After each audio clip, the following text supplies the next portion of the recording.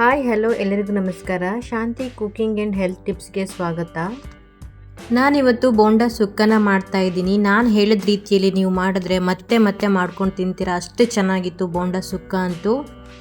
ನಮ್ಮ ಕಡೆ ಇದನ್ನು ನುಚ್ಚಿಗೆ ಅಂತ ಕರೀತಾರೆ. ಬನ್ನಿ ಹಾಗಿದ್ರೆ ಇದನ್ನ ಹೇಗೆ ಮಾಡೋದು ಅಂತ ನೋಡೋಣ. ಅದಕ್ಕಿಂತ ಮೊದಲು ಯಾರೆಲ್ಲ ನಮ್ಮ ಚಾನಲನ್ನು ನೋಡ್ತಾ ಇದ್ದೀರಾ ಪ್ಲೀಸ್ ಲೈಕ್ ಆ್ಯಂಡ್ ಸಬ್ಸ್ಕ್ರೈಬ್ ಮಾಡಿ ಆ್ಯಂಡ್ ಸಪೋರ್ಟ್ ಮಾಡಿ. ನಾನಿಲ್ಲಿ ಸುಕ್ಕ ಮಾಡಲಿಕ್ಕೆ ದೊಡ್ಡದಾಗಿರುವ 2 ಬೋಂಡಾಸನ್ನು ಸಣ್ಣದಾಗಿ ಕಟ್ ಮಾಡಿ ಚೆನ್ನಾಗಿ ತೊಳೆದು ಸೈಡಲ್ಲಿ ಎತ್ತಿಟ್ಕೊಂಡಿದ್ದೀನಿ.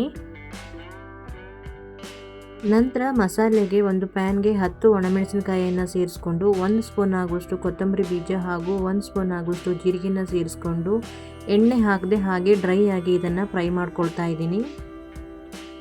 ಮಸಾಲೆನ ಒಂದು 2 ನಿಮಿಷ ಹುರ್ಕೊಳ್ತಾ ಇದ್ದೀನಿ. ಹುರಿದಾದ ನಂತರ ಕಂಪ್ಲೀಟಾಗಿ ತಣ್ಣಗಾದ ನಂತರ ಇದನ್ನು ಒಂದು ಮಿಕ್ಸಿ ಜಾರಿಗೆ ಸೇರಿಸ್ಕೊಂಡು ಅದ್ರ ಜೊತೆಗೆ ಒಂದು 6 ಬೆಳ್ಳುಳ್ಳಿ ಎಸಳು ಹಾಗೆ 1/4 ಸ್ಪೂನ್ ಆಗುವಷ್ಟು ಅರಿಶಿನ ಹಾಗೂ ಒಂಚೂರು ಹುಣಸೆಹಣ್ಣನ್ನು ಸೇರಿಸಿ ರುಬ್ಬಕ್ಕೆ ಸ್ವಲ್ಪ ನೀರನ್ನು ಸೇರಿಸ್ಕೊಂಡು ಇದನ್ನು ನುಣ್ಣಗೆ ರುಬ್ಬಿಟ್ಕೊಳ್ತಾ ಇದ್ದೀನಿ. ನೋಡಿ, ಇವಾಗ ಮಸಾಲೆನ ಈ ರೀತಿಯಾಗಿ ರುಬ್ಬಿಟ್ಕೊಂಡಿದ್ದೀನಿ.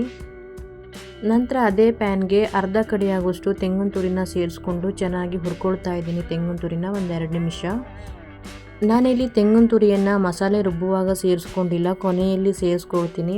ಅದಕ್ಕೆ ಇದನ್ನು ಚೆನ್ನಾಗಿ ಹುರಿದು ಸೈಡಲ್ಲಿ ಎತ್ತಿಟ್ಕೊಳ್ತಾ ಇದ್ದೀನಿ. ಈ ರೀತಿಯಾಗಿ ಕೆಂಪಗೆ ಹುರಿದಿಟ್ಕೊಳ್ಬೇಕು. ನಂತರ ಒಂದು ಪ್ಯಾನ್ಗೆ 2 ಸ್ಪೂನ್ ಆಗುವಷ್ಟು ಎಣ್ಣೆ ಸೇರಿಸಿ ಎಣ್ಣೆ ಚೆನ್ನಾಗಿ ಕಾದ ನಂತರ ಅದಕ್ಕೆ ಅರ್ಧ ಸ್ಪೂನ್ ಆಗುವಷ್ಟು ಸಾಸಿವೆ ಹಾಗೂ ಸ್ವಲ್ಪ ಕರಿಬೇವನ್ನು ಸೇರಿಸ್ಕೊಳ್ತಾ ಇದ್ದೀನಿ. ಸಾಸಿವೆ ಎಲ್ಲ ಚೆನ್ನಾಗಿ ಚಟಪಟ ಅಂತ ಸಿಡಿದ ನಂತರ ಅದಕ್ಕೆ ಇವಾಗ ಒಂದು ಈರುಳ್ಳಿ ಮತ್ತು ಟೊಮೊಟೊನ ಕಟ್ ಮಾಡಿಕೊಂಡು ಸೇರಿಸ್ಕೊಂಡಿದ್ದೀನಿ. ಇದನ್ನ ಇವಾಗ ಚೆನ್ನಾಗಿ ಫ್ರೈ ಮಾಡ್ಕೊಳ್ಬೇಕು ಒಂದು 2 ನಿಮಿಷ. ಈರುಳ್ಳಿ ಮತ್ತು ಟೊಮೊಟೊ ಎಲ್ಲ ಚೆನ್ನಾಗಿ ಫ್ರೈ ಆದ ನಂತರ ಇದಕ್ಕೆ ಇವಾಗ ಸಣ್ಣದಾಗಿ ಕಟ್ ಮಾಡಿಕೊಂಡು ಕ್ಲೀನ್ ಮಾಡಿ ಇಟ್ಟಿಟ್ಕೊಂಡಿರುವಂತಹ ಬೋಂಡಾಸನ್ನು ಸೇರಿಸ್ಕೊಳ್ತಾ ಇದ್ದೀನಿ. ಬೋಂಡಾಸನ್ನು ಈರುಳ್ಳಿ ಮತ್ತು ಟೊಮೊಟೊ ಜೊತೆ ಒಂದು 2 ನಿಮಿಷ ಚೆನ್ನಾಗಿ ಫ್ರೈ ಮಾಡ್ಕೊಳ್ಬೇಕು. ಬೋಂಡಾಸನ್ನು ಸಾಂಬಾರು ಮಾಡಿದ್ರೆ ಅಷ್ಟೊಂದು ಚೆನ್ನಾಗಿರಲ್ಲ. ಈ ರೀತಿಯಾಗಿ ಸುಕ್ಕ ಮಾಡ್ಕೊಂಡು ತಿಂತಾ ಇದ್ದರೆ ತಿನ್ನೋಕ್ಕೆ ತುಂಬಾ ಚೆನ್ನಾಗಿರುತ್ತೆ. ಚೆನ್ನಾಗಿ ಫ್ರೈ ಮಾಡ್ಕೊಂಡ ನಂತರ ಇದನ್ನು ಮುಚ್ಚಿಬಿಟ್ಟು ಒಂದು 5 ನಿಮಿಷ ಬೇಯಿಸ್ಕೊಳ್ತಾ ಇದ್ದೀನಿ. ಇದನ್ನು ಬೇಯಿಸ್ಕೊಳ್ಳುವಾಗ ಬೇಕು ಅಂತಂದರೆ ಒಂದು ಸ್ವಲ್ಪ ನೀರನ್ನು ಸೇರಿಸ್ಕೊಂಡು ಬೇಯಿಸ್ಕೊಳ್ಳಿ. ನಾನೇನು ನೀರನ್ನು ಆ್ಯಡ್ ಮಾಡಿಲ್ಲ, ಉಳ್ಳಾಗಡ್ಡೆ ಎಲ್ಲ ಕರಗಿ ನೀರಾಗತ್ತೆ, ಅದಕ್ಕೋಸ್ಕರ ನೀರನ್ನು ಸೇರಿಸ್ಕೊಂಡಿಲ್ಲ.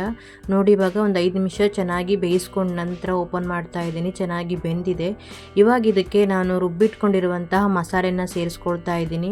ಹಾಗೆ ರುಚಿಗೆ ಬೇಕಾದಷ್ಟು ಉಪ್ಪನ್ನು ಸೇರಿಸ್ಕೊಂಡು ಬೇಕು ಅಂತಂದರೆ ಸ್ವಲ್ಪ ನೀರನ್ನು ಸೇರಿಸ್ಕೊಂಡು ಇದನ್ನು ಚೆನ್ನಾಗಿ ಮಿಕ್ಸ್ ಮಾಡ್ಕೊಳ್ಬೇಕು. ಇವಾಗ ಬೋಂಡಾಸನ್ನು ಜಾಸ್ತಿ ಹೊತ್ತು ಬೇಯಿಸಬೇಕಾಗತ್ತೆ. ಅದಕ್ಕೆ ನಾನು ಮಸಾಲೆಗೆ ಸ್ವಲ್ಪ ನೀರನ್ನು ಸೇರಿಸ್ಕೊಂಡು ಒಮ್ಮೆ ಚೆನ್ನಾಗಿ ಮಿಕ್ಸ್ ಮಾಡಿಬಿಟ್ಟು ಇದನ್ನು ಮುಚ್ಚಿಬಿಟ್ಟು ಒಂದು ಸ್ವಲ್ಪ ಹೊತ್ತು ಬೇಯಿಸ್ಕೊಳ್ತಾ ಇದ್ದೀನಿ.